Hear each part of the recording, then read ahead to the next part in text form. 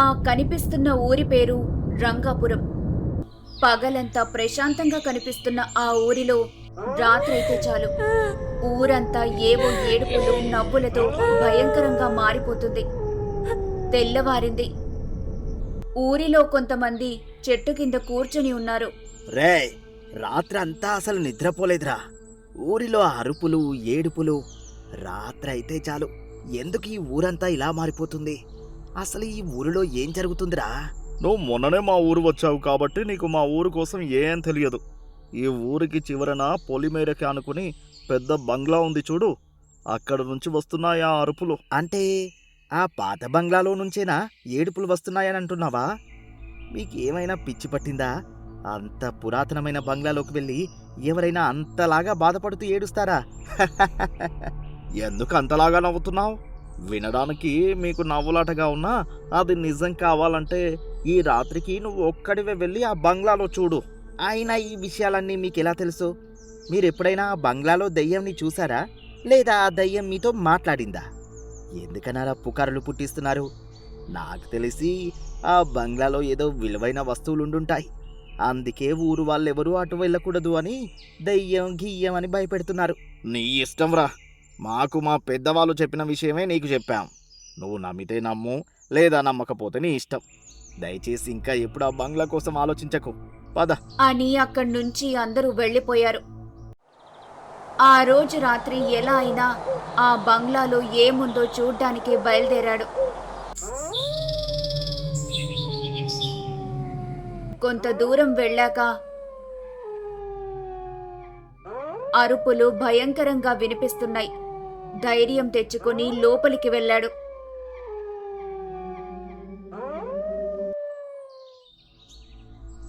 ఏంట్రా, ఆ రోజు బంగ్లా కోసం అడిగిన వాడు ఆ రోజు నుంచి కనిపించడం మానేశాడు?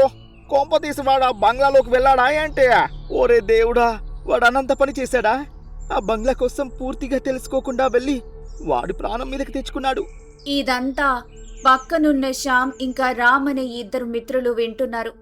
శ్యామ్ రామ్ ఇద్దరు చిన్నప్పటి నుంచి ప్రాణ స్నేహితులు. వాళ్ళిద్దరికీ వాళ్ళ ఊరంటే చాలా ఇష్టం. ఊరికి మంచి చేసే విషయంలో వాళ్ళిద్దరూ ముందుంటారు. ఆ మాటలు విన్న శ్యాము రాము ఎలాగైనా ఆ బంగ్లా రహస్యం తెలుసుకోవాలని అనుకున్నారు. రే రామ్, మనం చిన్నప్పటి నుంచి చాలా మంచి పనులు చేశాం ఈ ఊరి కోసం.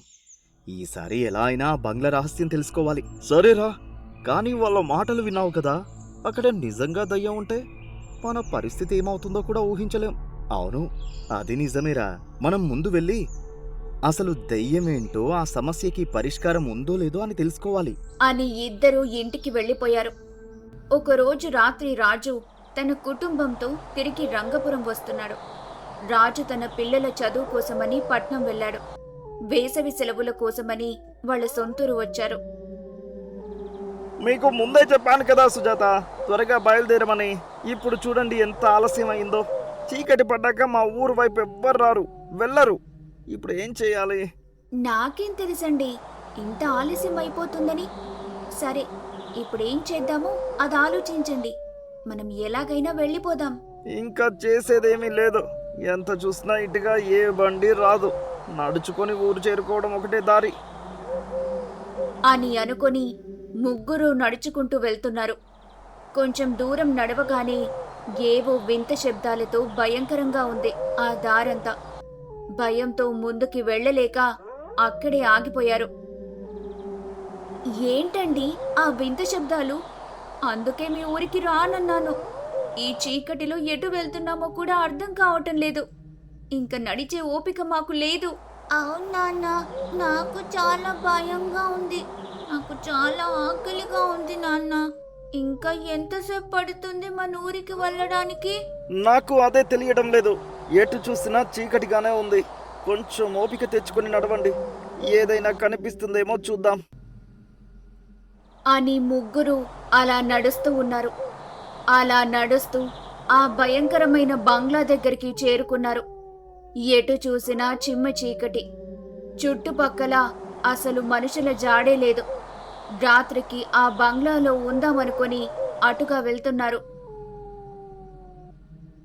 అదేంటండి, ఊరికి చివర ఇంత దూరంగా ఈ బంగ్లా ఎవరు కట్టించారండి? మన కోసమే ఉన్నట్టుంది.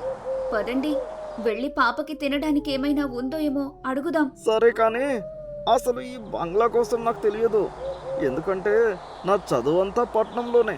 పెళ్ళయ్యాక ఇదే రావడం. పదండి నాన్న, తొందరగా వెళ్దాం. నాకు చాలా ఆకలిగా ఉంది.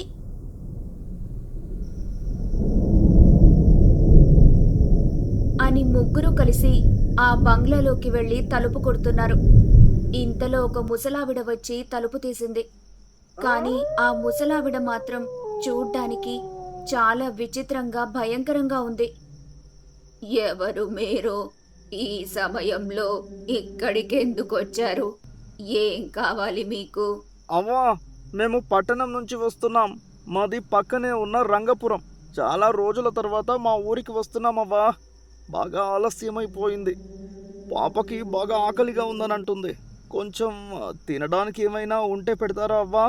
ఊరికి ఏం కాదులే అవ్వా, మీకు ఎంత కావాలో చెప్పండి, మా వారిస్తారు. నీ డబ్బులెవరికి కావాలి? నువ్వే ఉంచుకో. అయినా ఇక్కడేమీ లేవు. వెళ్ళండి వెళ్ళండి.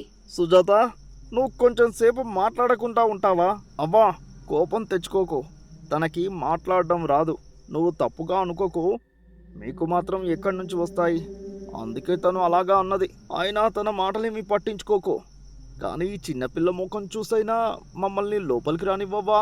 సరే సరే, రండి లోపలికి అని లోపలికి తీసుకుని వెళ్ళి తినడానికి పళ్ళు మంచినీళ్ళిచ్చి అక్కడే పడుకోమని చెప్పి అవ్వ లోపలికి వెళ్ళిపోయింది. ఏంటండి, ఈ ఇల్లు ఇంత విచిత్రంగా ఉంది? నాకెందుకో భయంగా ఉందండి. నువ్వు కాసేపు నోరు మూసుకుని ఉంటావా? ఇది పాత బంగ్లా కదా, అందులోని ముసలావిడ ఉంటుంది. ఇలా కాకపోతే రాజమహల్ లాగా ఉంటుందనుకున్నావా? పోయి పడుకో అని సుజాతని తిట్టి పంపేశాడు. అలా ముగ్గురు పడుకున్నారు. మధ్యరాత్రిలో సుజాతకి మెలకువ వచ్చి చూస్తే వాళ్ళ పాప బుజ్జి లేదు. పాప ఎక్కడికి వెళ్ళిందో అని భయంతో పక్కనే ఉన్న రాజుని లేవమని చెబుతూనే పాపని పిలుస్తుంది. బుజ్జి, బుజ్జి, అమ్మ బుజ్జి, ఎక్కడున్నావు అని గట్టిగా అరవటంతో పక్కనే ఉన్న రాజు ఒక్కసారిగా లేచాడు. ఇద్దరూ వాళ్ళ పాప కోసం ఇల్లంతా వెతుకుతున్నారు. కాని పాప ఎక్కడ కనిపించడం లేదు. అలా వెతుకుతూనే ఉన్నారు. కొంతసేపటికి రాజు అలా వెతుకుతుండగా కిటికీలో నుంచి చూసేసరికి పాప బంగ్లా బయటున్న చెట్టుకున్న ఉయ్యాల్లో ఊగుతూ ఉంది. సుజాత, అదిగో పాప అక్కడ ఉయ్యాలూగుతుంది. ఈ సమయంలో తను అక్కడికి ఎలా వెళ్ళింది? పద, వెళ్ళి తీసుకుని వద్దాం అని ఇద్దరూ కలిసి కిందకు వెళ్ళి చూస్తే అక్కడ పాప ఎవరితోనో మాట్లాడుతూ ఉంటుంది. కానీ వాళ్ళకి పాప చుట్టుపక్కల ఎవ్వరూ కనిపించడం లేదు.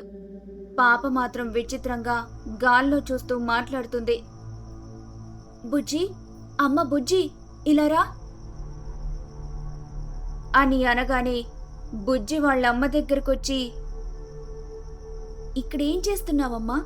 అయినా నువ్విక్కడికి ఎలా వచ్చావు? ఇక్కడ ఎవరితో మాట్లాడుతున్నావు బుజ్జి? అమ్మా, నన్ను ఆ బామ్మ తీసుకుని వచ్చింది. ఎవరమ్మా ఆ బామ్మ? ఎక్కడుందామా? అదిగో అమ్మ, బామ్మ ఆ చెట్టు పైన ఉంది అని అక్కడున్న ఆ చెట్టు వైపు చూపిస్తుంది బుజ్జి. కానీ అక్కడ వాళ్ళకి ఏమీ కనిపించడం లేదు. ఇంతలో పాపని ఎవరో లాగేస్తున్నట్టు గాల్లో ఎగురుకుంటూ వెళ్ళిపోయింది. అయ్యో బుజ్జి, అమ్మ బుజ్జి, బుజ్జి, అమ్మ బుజ్జి అని ఇద్దరూ అరుస్తూ పాపని పట్టుకుందామని ప్రయత్నిస్తున్నారు. కానీ పాపని పట్టుకునేలోపు వాళ్ళు చూస్తుండగానే ఆ చెట్టుకి ఒక తొర్రలాంటిది తెరుచుకొని అందులోకి వెళ్ళిపోయింది. అలా పాప వెళ్ళిపోవడం చూసి ఇద్దరూ అక్కడికక్కడే కుప్పకూలిపోయారు. అయ్యో, అసలు ఏం జరుగుతుందండి ఇక్కడ? ఆ అవ్వ ఎవరు? మన పాప చెట్టులోకి వెళ్ళిపోవడం ఏంటండి? పాపా, పాపా! ఇంతలో అనుకోకుండా ఆ చెట్టులో నుంచి పాప బయటికొచ్చింది. వెంటనే రాజు, సుజాత చాలా ఆనందపడ్డారు. సంతోషంతో రాజు తన పాప దగ్గరికి వెళ్ళి పాప తలపైన చెయ్యి వెయ్యగానే పాప దయ్యంలాగా మారిపోయింది.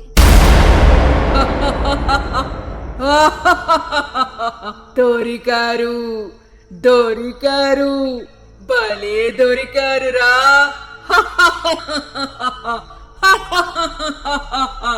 అలా దయ్యంని చూసి ఇద్దరూ భయపడుతున్నారు. ఆ దయ్యం వాళ్ళిద్దరిని లోపలికి లాక్కుని వెళ్లి పడేసింది.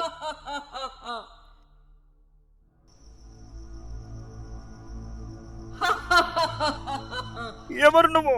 మా పాప ఎక్కడ ఉంది? మమ్మల్ని వదిలే, మేము ఇక్కడి నుండి వెళ్ళిపోతాం అని వాళ్ళు ఎంతగా అడిగినా వాళ్ళకి ఏమీ చెప్పలేదు ఆ దయ్యం. ఇంతలో రాజుకి వాళ్ళ పాప కోసం ఏమీ చెప్పడం లేదని కోపమొచ్చి ఆ దయ్యాన్ని గట్టిగా పట్టుకొని, సుజాత, నువ్వు వెళ్ళిపో, పారిపో సుజాత, పారిపో.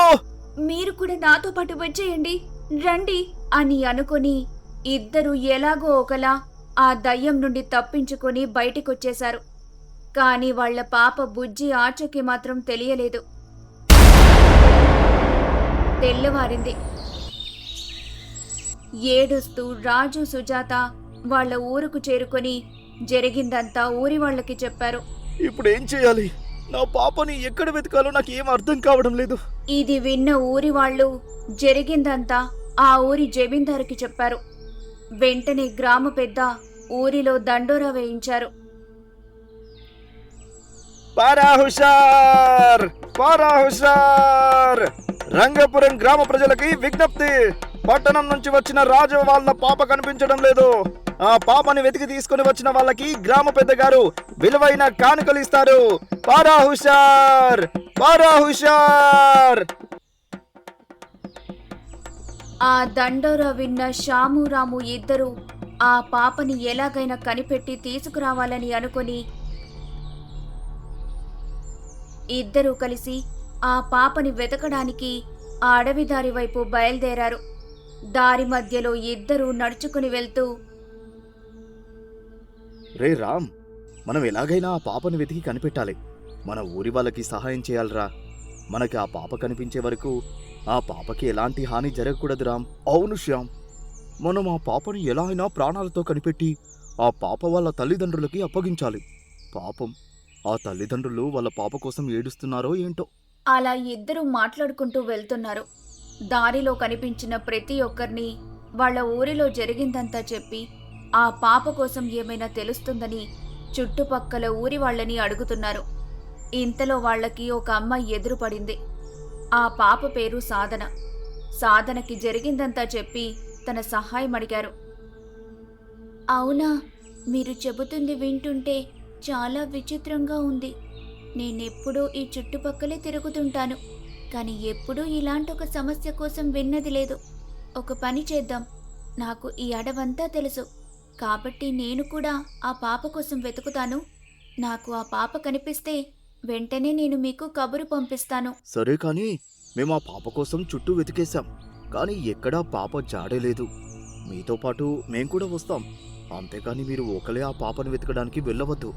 అసలే చీకటి కావస్తుంది. అందులోనూ ఆడపిల్లని ఒక్కరిని వదిలేసి వెళ్ళాం. అయ్యో, నా కోసం ఏం భయపడాల్సిన అవసరం లేదు. ఎందుకంటే మా నాన్నగారు శంకర మహర్షి. ఆయన దగ్గర నేను చాలా మంత్ర విద్యలు నేర్చుకున్నా. నాకు ఎలాంటి ప్రమాదం వచ్చినా నేను చూసుకుంటాను. ఏంటి, మీరు శంకర మహర్షి గారి కూతురా? ఆయన కోసం నేను చాలా గొప్పగా విన్నాను.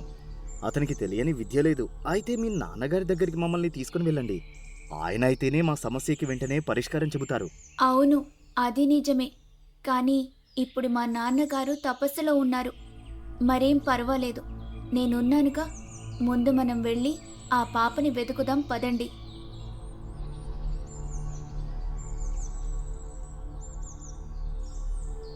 అని అనుకుని ముగ్గురు నడుచుకుంటూ ఆ అడవి దారిలో నుంచి ఆ బంగ్లా ఉన్న వైపుగా వెళ్తున్నారు. అలా బంగ్లా దగ్గరికి చేరుకునేసరికి రాత్రైపోయింది. ఇంతలో ఆ బంగ్లాలో నుంచి గట్టి గట్టిగా అరుపులు, ఏడుపులు మొదలయ్యాయి. ఆ అరుపులు విన్న శ్యాము రాము భయంతో వణికిపోతున్నారు.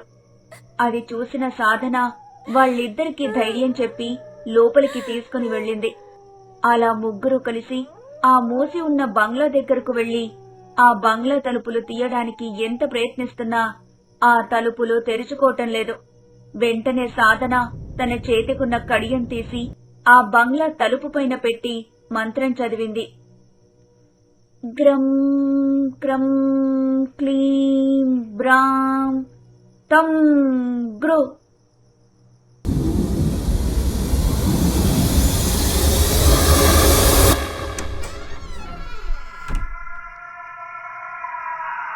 సాధన, నీకు మంత్రాలు వచ్చా? అసలు నువ్వు అలా ఎలా తలుపులు తెరిచావు? నీకేమైనా శక్తులున్నాయా? నువ్వు మీ నాన్నగారిలా మంత్రగతవా? అలా అయితే నీ శక్తితో ఆ పాప ఎక్కడుందో చూడగలవా? చెప్పు సాధన. నాకు అలాంటి శక్తులు లేవని చెప్పాగా. మా నాన్నగారి దగ్గర కొన్ని విద్యలు నేర్చుకున్నా, అందులో ఇదొకటి. అయినా ఆ పాప కోసం తెలిస్తే మీకు చెప్పనా ఏంటి? పదండి, ఆ పాప చివరిసారిగా ఎక్కడ మాయమైందో అక్కడి నుంచి ఆ పాపని వెతుకుదాం అని ముగ్గురు ఆ పాప కోసం తలో దిక్కుగా వెళ్లి వెతుకుతూ ఉండగా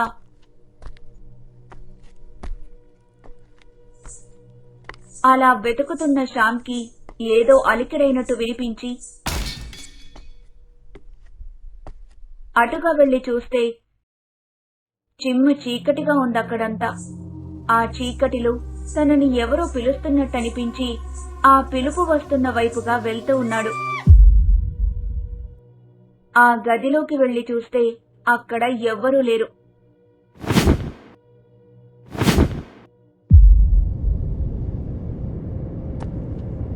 భయంతో వెనక్కి తిరిగి వచ్చేశాడు. మరోవైపు రామ్ వెతుకుతూ ఉండగా ఎవరో ఉయ్యాలూగుతున్న శబ్దం వినిపించి అటుగా వెళ్తూ ఉన్నాడు. అలా కిటికీలో నుంచి చూస్తే ఒక పాప చెట్టు కింద ఉన్న ఉయ్యాల్లో ఊగుతుంది. ముగ్గురు కిందకు వెళ్లి ఆ చెట్టు దగ్గరికి వెళ్లి చూస్తే అక్కడ ఎవ్వరూ లేరు. ఇదేం విచిత్రం రా బాబు! ఇప్పుడేగా ఒక పాప ఉయ్యాలూగుతున్నట్టు చూశాను, కానీ ఇంతలో ఎక్కడికి వెళ్ళిపోయింది? రే శ్యామ్, నువ్వు అటు వెళ్ళి చూడరా. ఓరి బాబు, ఇదేదో దయ్యం బంగ్లాలాగా ఉంది. పాపని కాపాడదామని వచ్చి మనం ఆ దయ్యానికి బలయ్యేలా ఉన్నాం. కాబట్టి ఇక్కడి నుంచి త్వరగా వెళ్ళిపోదాం, పదండి. ఆగు శ్యామ్, భయపడకు. అసలు ఏమీ అవ్వకుండా ఎందుకలా భయపడుతున్నావు? ఏదైనా నేను చూసుకుంటాను. మీ ప్రాణాలకి నాది హామీ. ముందు ఆ కనిపించిన పాప ఎవరో తెలుసుకోవాలి. ఆ పాప మీరు వెతుకుతున్న పాప అయితే ఇక్కడికి వచ్చిన పని ముగిసినట్టే. ఒకవేళ ఇంకెవరో అయితే ముందు వెళ్లి ఆ పాపని వెతకండి. అవునరా, నువ్వు భయపడి మమ్మల్ని భయపెట్టకు. నేను చూశానని చెబుతున్నాగా. ఇక్కడెక్కడో ఉంటుంది ఆ పాప, వెళ్ళి చూడు. నీకేం తెలీదు, అది ఖచ్చితంగా దయ్యం పిల్లే. ఇందాక కూడా నన్ను ఎవరో పిలిచినట్టయిందిరా. వెంటనే అక్కడికి వెళ్లి చూస్తే అక్కడ ఎవరూ లేరు.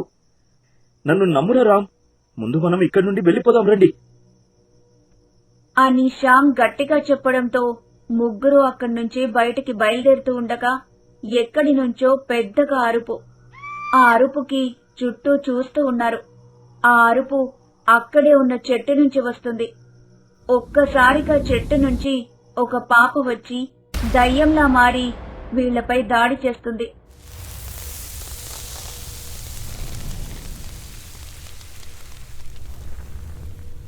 సాధన ఎంత ప్రయత్నించినా ఆ దయ్యాన్ని ఏమీ చేయలేకపోతుంది. ఇంతలో ఆ దయ్యం వీళ్ల ముగ్గురిని బంధించి ఆ బంగ్లాలోకి లాగుకొని వెళ్లి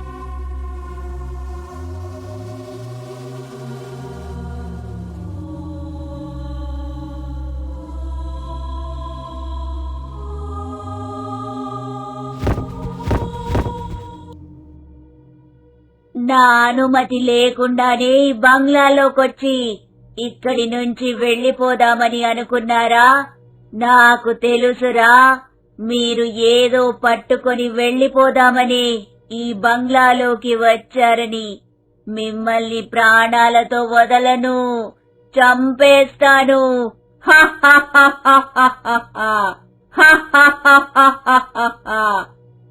అయ్యో, అలాగేం కాదు. మమ్మల్ని వదిలే, మేము ఏం తీసుకుపోవడానికి రాలేదు. ఒక పాప కోసం వెతుకుంటూ ఇటుగా వచ్చాం. దయచేసి మమ్మల్ని వదిలే అని ఎంత బతిమలాడుతున్నా ఆ దయ్యం మాట వినటం లేదు. ఇంతలో సాధన పక్కనే ఉన్న లాంతరును తీసి దయ్యం మీదకి విసిరేసింది. ఆ లాంతరు పగలటంతో మంటలు చెలరేగాయి. ఆ మంటల వల్ల దయ్యం వెంటనే అక్కడికక్కడే మాయమైపోయింది. దయ్యం మాయమైపోయిన వెంటనే రామ్, శ్యామ్ ఇంకా సాధన ఆ బంగ్లాలో నుంచి పరుగున బయటకొచ్చేశారు.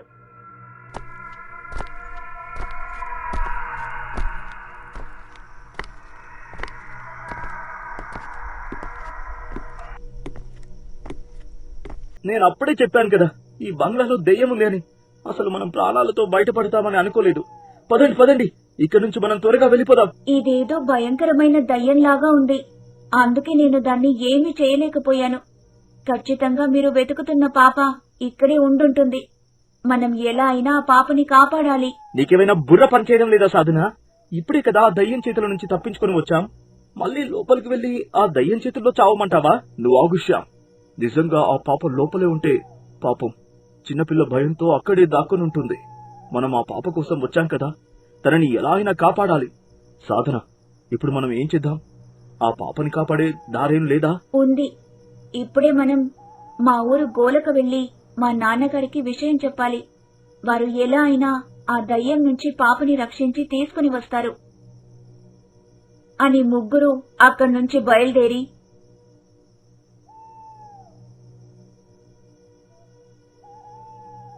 గోలకకి చేరుకుని జరిగిందంతా వాళ్ల నాన్నగారైన శంకర మహర్షికి చెప్పారు. అవునా?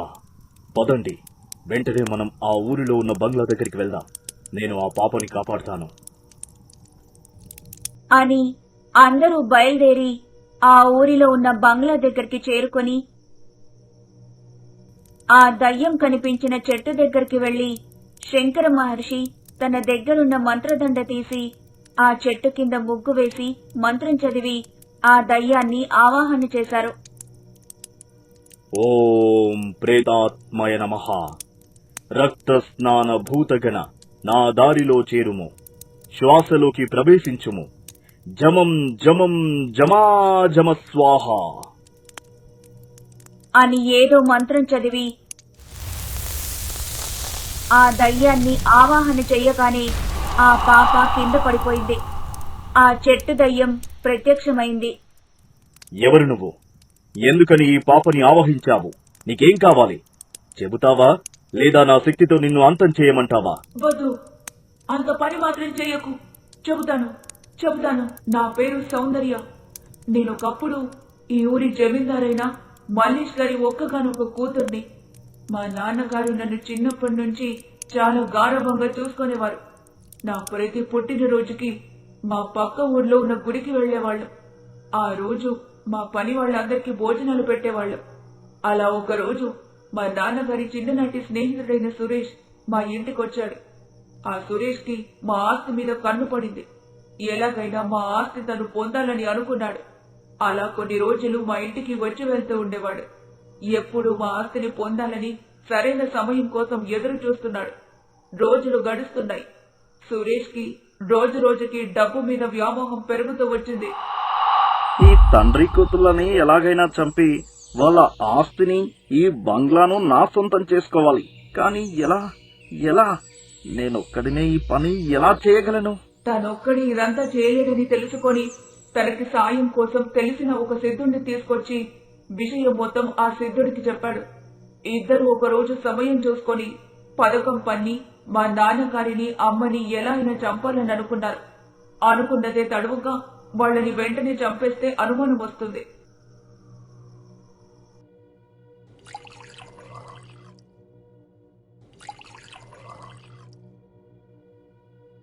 కాబట్టి రోజు తినే అన్నంలో ఏవో రసాయనాలు కలిపించి వాళ్ళు రోజు రోజుకి నీరసించుకుపోయి చనిపోయారు.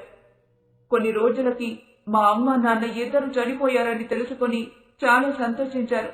నన్ను కూడా చంపాలని అనుకున్నారు. పథకం వేస్తుండగా నేను వినేశాను.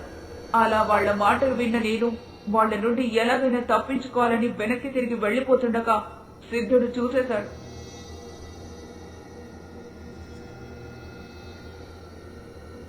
వెంటనే నన్ను బంధించి ఒక గదిలోకి తీసుకుని వెళ్లి నన్ను అక్కడికక్కడే చంపేశారు.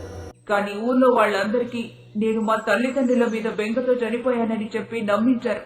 మా అమ్మ నాన్నని చంపింది వాళ్లే అని తెలిసినా నేను వాళ్ల మీద కోపంతో ప్రేతాత్మనయ్యాను.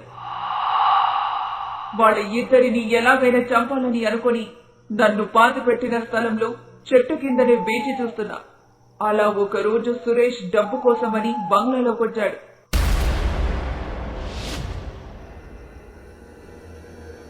వెంటనే వెళ్లి నా చేతులతో వాణ్ణి చంపి నా సగం పగ తీర్చుకున్నారు. ఇంకొకరిని కూడా చంపితే గాని నా ఆత్మకి విముక్తి దొరకదు. కానీ నేను దయ్యమై సురేష్ ని చంపేశానని తెలుసుకున్న సిద్ధుడు తనకి తెలిసిన మంత్రశక్తితో నన్ను ఆ చెట్టులోనే బంధించేశాడు. నేను బయటికి రాలేక ఈ చెట్టులోనే ఉండిపోయాను. కానీ కొన్ని రోజుల క్రితం ఈ పాప వచ్చి ఈ చెట్టుకున్న బంధనాన్ని తీసేయడంతో నా ఆత్మకి విముక్తి వచ్చింది. అప్పటి నుంచి ఈ బంగ్లాలో వాడి కోసం వేచి చూస్తున్నా. ఎలా అయినా వాడిని చంపితే గాని నా పగ చల్లారదు. వాడు ఏ పాపం తెలియని నా తల్లిదండ్రుల్ని చంపేశాడు. సరే, నీ పగలో న్యాయముంది. కానీ నువ్వు చంపాలి అనుకుంటున్న వాడు ఎప్పుడో చనిపోయాడు. ఇంకా ఈ ఊరిని విడిచి వెళ్ళిపో. లేదు, వెళ్ళను. నా పగ ఇంకా చల్లారలేదు. ఎందుకు వెళ్ళవు? అయినా ఇంకా ఎవరి మీద నీ కోపం? ఏమీ తెలియని నా కుటుంబాన్ని చంపి మా ఆస్తిని అనుభవిస్తున్న వాళ్ల వంశాన్ని నాశనం చేస్తే గాని నా కోపం చల్లారదు. అలాగా వాడి వంశానికి చెందినవాడు ఈ ఊరి గ్రామ పెద్దయిన రాజేంద్ర ఉన్నాడు కదా, వాడి మనవడేగా. వాణ్ణి చంపేస్తారు.